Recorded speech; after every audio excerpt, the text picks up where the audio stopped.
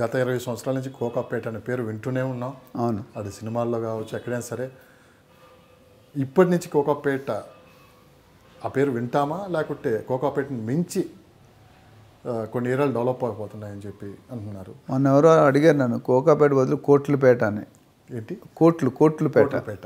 Kokapet is going to be changes. కోకాపేటగా మిగిలిపోతుంది, కోట్లపేటగా మిగిలిపోతుంది? లేదండి, కోట్లపేటగానే అవుతుంది. ఎందుకంటే మనకున్న పెద్ద డెవలప్మెంట్ ఏంటంటే, మన గవర్నమెంట్ ఇచ్చిన ఒక విసురుబాటు ఏంటంటే ఎఫ్ఎస్ఐ అంటారు, ఫ్లోర్ స్పేస్ ఇండెక్స్. అది లిమిట్ తీస్తారు. అంతకుముందు లిమిట్ ఉండేది. ఇప్పుడు బంజారాల్సి ఉంది, 3 ఫ్లోర్లే కట్టాలి, 4 ఫ్లోర్లు కడితే పెనాల్టీ వేస్తారు. బీఆర్ఎస్ వస్తే ఓకే, లేకపోతే లేదు. బీఆర్ఎస్ అంటే పార్టీ కాదు, బిల్డింగ్ రెగ్యులరేషన్. బీఆర్ఎస్ అంటే ఇది అనుకుంటారు. దర్ ఇస్ మున్సిపాలిటీలో బీఆర్ఎస్ అని ఉంది, అంటే బిల్డింగ్ రెగ్యులర్. ఎవరైనా అతికి ఎక్స్ట్రా ఫ్లోర్ కట్టుకుంటే రెగ్యులరైజ్ చేసుకుంటే ఫెసిలిటీ. గవర్నమెంట్కి ఎప్పుడు డబ్బులు కావాలో అప్పుడు 5 సంవత్సరాలు 10 సంవత్సరాలకి ఒకసారి ఇస్తారు. అలాగే ఇప్పుడు ఇక్కడికి వచ్చేసరికి మన కోకాపేట అనేది నువ్వు 50 ఫ్లోర్లు తక్కువ కడితే అటు వర్కౌట్ కదా రేటు.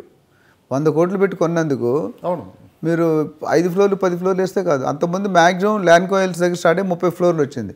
ఇప్పుడు 60-70 ఆల్రెడీ శాంక్షన్స్ అయిపోయి కన్స్ట్రక్షన్లో ఉన్నాయి. కమర్షియల్ కాంప్లెక్స్లో విపరీతమైన రిటర్న్స్. చాలామంది కమర్షియల్లో చూడలేదు. ఇప్పుడు డే 1 నుండి రిటర్న్స్ ఇస్తున్నారు. Both residential. కొన్ని బిల్డర్స్ అయితే పేర్లు చెప్పలేము కానీ వాళ్ళని ప్రమోట్ చేసినట్టుంది. మీరు 100 స్క్వేర్ ఫీట్ కొనుక్కుంటే స్క్వేర్ ఫీట్ 20,000. 20,000 పక్క ఎంత అవుతుంది? 100 స్క్వేర్ ఫీట్ అంటే 20 లక్షలు. 20 లక్షలకి 20,000 రెంట్ ఇస్తున్నారు.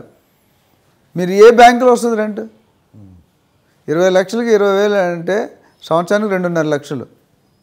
అంటే ఇట్ ఇస్ 10% పైన ఉంది రిటర్న్స్, 10 to 12% అప్రిషియేషన్. సో ఇక్కడ కోకాపేట అనేది 4% సర్వైవ్ అవ్వాలనుకుంటే డెఫినెట్గా the construction has to go. ఇప్పుడు మన రాజపుష్ప 2-3 టాప్ బిల్డర్స్ తీసుకున్నారు. వాళ్ళు డెఫినెట్గా they will not build less than 50-60 crores. 100 దాకా కూడా వెళ్ళిపోవచ్చు. ఆ టెక్నాలజీ అట్లా అయిపోయింది.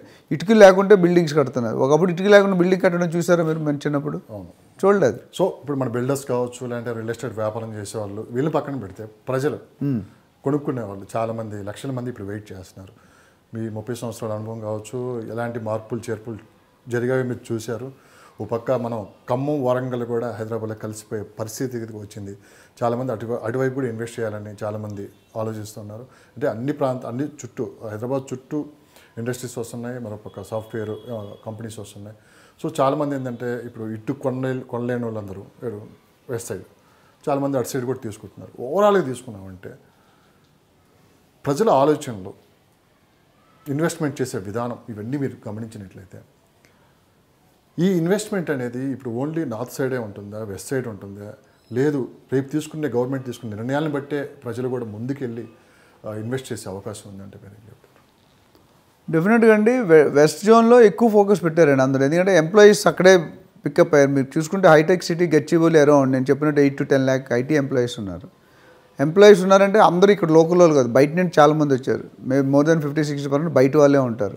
వాళ్ళు వచ్చినప్పుడు ఉండడానికి అయితే ఇల్లు కావాలి, 100% కావాలి. ఇల్లు కావాలంటే ఇల్లు స్టే అయితే వాడికి గ్రాసరీస్ కావాలి. నేను అదే అడుగుతున్నాను. లక్షల మంది ప్రజలు వెయిట్ చేస్తున్నారు.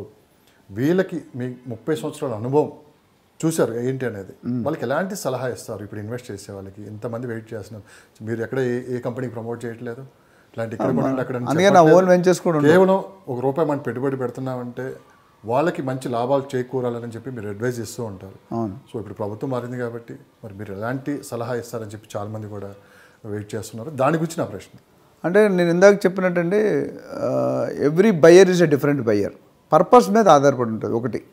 రెండోది హోల్డింగ్ కెపాసిటీ అంటాం, హోల్డింగ్ కెపాసిటీ. మూడోది లాస్ట్ 10 years ట్రాక్ ఎట్లా ఉంది, నెక్స్ట్ 10 years ట్రాక్ అలా ఉంటుందని. ఇప్పుడు నా దగ్గర రికార్డ్ ఏంటంటే గత 10 సంవత్సరాల నుంచి నా దగ్గర రికార్డ్ ఉంది, అనాలిసిస్ ఉంది, రిపోర్ట్స్ ఉన్నాయి. నెక్స్ట్ 10 years దీన్ని బట్టి ఇప్పుడు బీఆర్ఎస్ రాకముందు డెవలప్ అయింది, అప్పుడు కూడా అవ్వలేదంటే అయ్యింది. బట్ అయ్యాక కొద్దిగా పుంజుకుంది, వేగం చాలా స్పీడ్గా పరిగెట్టాం. నిన్న వందే భారత్ ట్రైన్స్ వచ్చినాయి.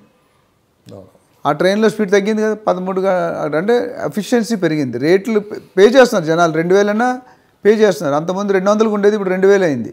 బట్ అక్కడ 13-14 గంటలు అయితే ఇక్కడ 8-9 గంటలు అయింది. సో టైం కూడా సేవ్ అవుతుంది. ఆ విధంగా చూసుకుంటే ప్రజలు ఏంటంటే వాడుకునే బడ్జెట్, ఎవరైనా ఇన్వెస్ట్మెంట్ ఏం చూస్తారండి, నేను పెట్టిన రూపాయి మీద నాకు ₹1.50 వస్తుందా, ₹125 వస్తుందా, లేకపోతే ₹1 బదులు ₹2 వస్తుందా, ₹2 బదులు ₹3 వస్తుందా. ఇప్పుడు మీరు ఎఫ్డీస్లో వేసుకుంటే 6 to 6.5%, మ్యాక్సిమం 7%. ఇయర్కి. అంటే డబుల్ అవ్వాలంటే ఎన్ని సంవత్సరాలు అవ్వాలండి? కనీసం 10-12 సంవత్సరాలు అవ్వాలి, అంతేనా? అదే మీరు రియల్ ఎస్టేట్లో పెట్టుకుంటే 3 to 4 years డబుల్ అయిపోతుంది. గత 10 years రికార్డ్, నేను ఇవాళదో నిన్నటిదో చెప్పట్లేదు.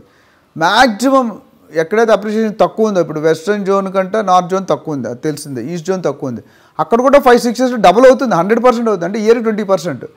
వెస్ట్రన్లో శ్రీశైలం హైవేలో ఏమైందంటే కొద్ది ఫాస్ట్, ఒక 1 year తక్కువలోనే అయిపోతుంది. నేను 2 years అని చెప్పాను, కొంతమంది బిల్డర్స్ 2 years చెప్తారు. But 3 to 4 years is an ideal period for getting your investment double. So public ఇప్పుడు ఖమ్మంలో కూడా, నేను ఖమ్మంలో కూడా ట్రైనింగ్ ఇస్తా, నిజామాబాద్లో ఇస్తా, వరంగల్లో ఇస్తా, విజయవాడలో ఇస్తా. సో అన్నీ కూడా గ్రో అవుతున్నాయండి. రియల్ ఎస్టేట్లో ఉన్న ప్లస్ పాయింట్ అంటే మీరు ఇన్వెస్ట్మెంట్ ఎక్కడెక్కడ పెడతారంటే స్టాక్లో పెడతారు, గోల్డ్లో పెడతారు, మ్యూచువల్ ఫండ్స్లో పెడతారు, ఎన్ఎస్సీలో పెడతారు, పీపీఎఫ్లో. ఇవన్నీ కూడా 8 to 10% అండి. మీరు చూడండి, గోల్డ్లో కొన్ని దాఖలాలు కరోనా అప్పుడు చూసుకుంటే రేటు తగ్గిపోయింది కూడా, 5,000-10,000 తగ్గింది తులానికి. But real estate is only place where nobody has lost money provided he has taken care properly about the documentation and legality. So ఏ ఏరియాలో పెట్టుకున్నా మీకు డబ్బులు అంటూ ఉంటే భూమి కొనుక్కోండి. భూమి ఈజ్ ద బెస్ట్ అసెట్.